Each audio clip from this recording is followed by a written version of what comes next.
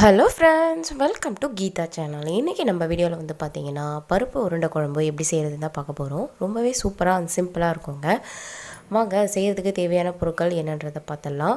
அதுக்கு நான் 1 கப் அளவுக்கு வந்து கடலைப்பருப்பு ஒரு அரை மணி நேரத்துக்கு முன்னாடி ஊற வச்சு எடுத்து வச்சுருக்கேன். அது கூடவே ஒரு காஞ்ச மிளகா, தேவைக்கேற்ப உப்பு, அப்புறம் 1 ஸ்பூன் அளவுக்கு வந்து நான் சோம்பு வந்து இதில் வந்து ஆட் பண்ணுறேங்க. அவ்வளோதாங்க. இது வரைக்கும் சேர்த்து நம்ம வந்து நல்லா அரைச்சி எடுத்துக்கலாம். அரைக்கும்போது வந்து பார்த்திங்கன்னா தண்ணி எதுவும் வந்து ஆட் பண்ணக்கூடாது. அப்படியே தான் அரைக்கணும். அதுவும் வந்து பார்த்திங்கன்னா ரொம்ப வந்து நைஸாலாம் அரைச்சிடாதீங்க. கொஞ்சம் கொரன்ற பதத்திலே வந்து அரைச்சி எடுத்துக்கோங்க. பாருங்கள், இந்த அளவுக்கு இருக்கணும். இப்போது நம்ம தாளிப்புக்கு வந்து ரெடி பண்ணிடலாம். அதுக்காக ஒரு பேன் வச்சுருக்கேன். அதில் வந்து பார்த்திங்கன்னா அது ஹீட் ஆனதும் ஒரு 4 டேபிள் ஸ்பூன் அளவுக்கு வந்து ஆயில் வந்து ஆட் பண்ணியிருக்கேன். இதுக்கு கொஞ்சம் ஆயில் கொஞ்சம் எக்ஸ்ட்ரா தாங்க தேவைப்படும். அடுத்து 1 ஸ்பூன் அளவுக்கு வந்து நான் கடுகு வந்து ஆட் பண்ணுறேன். கடுகு வந்து பொரிஞ்சதும் ஒரு 1/4 ஸ்பூன் அளவுக்கு வந்து சோம்பு வந்து நான் ஆட் பண்ணிக்கிறேன். இது ஆட் பண்ணிங்கன்னா ரொம்ப வந்து மணமாக இருக்கும், அதுக்காக தான். அடுத்து இது ரெண்டும் நல்லா வந்து பொரிஞ்சதும் நான் ஒரு 2 மீடியம் சைஸ் வெங்காயத்தை வந்து கட் பண்ணி வச்சுருக்கேன். ஸோ அதையும் வந்து இதில் வந்து சேர்த்துக்கிறேன். அது கூடவே கருவேப்பிலை கொஞ்சம், பூண்டு வந்து பார்த்திங்கன்னா ஒரு 7லேருந்து 8 பல்லு வந்து தட்டி வச்சுருக்கேன். ஸோ அதையும் வந்து இது கூடவே சேர்த்துக்கிறேன். ஸோ இது எல்லாத்தையும் நல்லா வந்து நம்ம வதக்கி விட்டுக்கலாம். நல்லா வந்து ஒரு கண்ணாடி பதம் வர அளவுக்கு நல்லா வந்து வதக்கி விட்டுக்கலாங்க. அப்போ தான் குழம்பு நல்லா வந்து மணமாக ருசியாக இருக்கும்.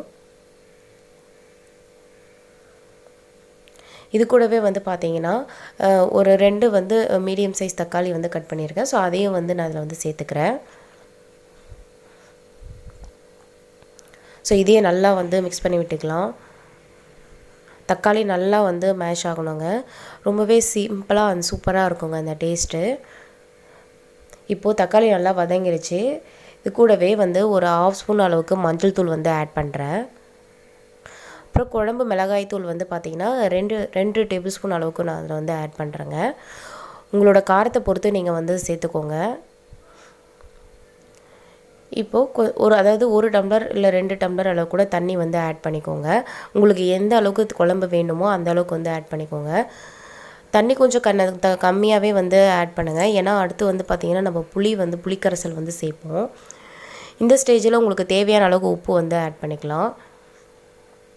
இப்போ குழம்பு வந்து பாருங்கள், ஓரளவுக்கு நல்லா வந்து கொதி வந்துருச்சு. நான் ஒரு பெரிய நெல்லிக்காய் சைஸ் அளவுக்கு வந்து புளி எடுத்து கரைச்சி வச்சுருக்கேன். ஸோ அதையும் வந்து இதில் ஆட் பண்ணிக்கிறேன் இது கூடவே. இப்போ இது நல்லா வந்து கொதிக்கிட்டேங்க. இதுக்குண்டான பேஸ்ட் வந்து ரெடி பண்ணிடலாம். அதுக்கு நான் அரை மூடி தேங்காயில் பாதி தேங்காய் எடுத்து நான் வச்சுருக்கேன். இப்போ இது நல்லா வந்து கொஞ்சமாக தண்ணி ஊற்றி நல்லா வந்து ஃபைன் பேஸ்ட்டாக அரைச்சி எடுத்துக்கலாம். அது அப்படியே ஒரு சைடு இருக்கட்டும்ங்க. இப்போ வந்து நம்ம உருண்டை பிடிக்க ஆரம்பிச்சிடலாம். பாருங்கள், உங்களுக்கு சைஸ் வந்து உங்களோட விருப்பம்தான். நான் ஓரளவுக்கு மீடியமான சைஸ் தான் பிடிச்சிருக்கேன். குட்டி குட்டி பால்ஸாக போட்டிங்கன்னா வந்து சட்டுன்னு கொஞ்சம் வெந்துடும். ஸோ அதனால தான். பாருங்கள், இதே போல் மற்ற எல்லாத்தையும் வந்து நல்லா பிடிச்சி வச்சுக்கலாம். நம்ம ரொம்பவே ஈஸியாக வந்து பண்ணிடலாங்க. இதுக்கு எந்த வெஜிடபிள்ஸும் வந்து தேவையில்லை. சப்போஸ் நீங்கள் வெஜிடபிள்ஸ் இல்லாத நேரத்தில் கூட இந்த குழம்பு வந்து நீங்கள் பிளான் பண்ணிங்கன்னா ரொம்பவே நல்லாயிருக்கும்.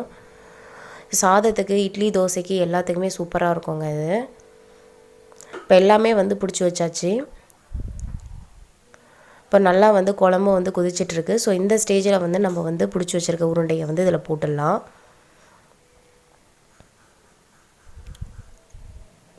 இது கூட நீங்கள் கடலைப்பருப்போட கூட வந்து துவரம் பருப்பும் ஒரு ஸ்பூன் இல்லை 2 ஸ்பூன் சேர்த்து கூட ஊற வச்சு அரைச்சிக்கலாங்க, நல்லாயிருக்கும். நான் இதில் கடலைப்பருப்பு மட்டும்தான் வந்து சேர்த்துக்கிறேன். இது பார்த்திங்கன்னா எங்கள் வீட்டில் வந்து கொஞ்சம் அடிக்கடி வந்து பண்ணுவாங்க இந்த குழம்பு. ரொம்பவே பிடிக்கும் எனக்கு உருண்டை குழம்பு. பாருங்கள், இப்போ கொஞ்சம் நல்லா வந்து கொதி வருது.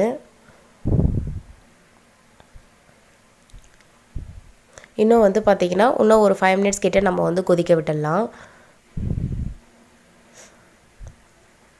இப்போ வந்து பார்த்திங்கன்னா நான் வந்து தேங்காய் பால் வந்து நான் அதில் ஆட் பண்ணுறேன். அதாவது தேங்காய் வந்து அரைச்சி வச்சுருக்கோம் இல்லையா, அதை தான் வந்து இதில் வந்து சேர்த்துக்கிறேன். நீங்கள் தேங்காய் விருப்பம் இருந்தால் சேர்க்கலாம், அப்படி இல்லைன்னா வந்து வேண்டாங்க.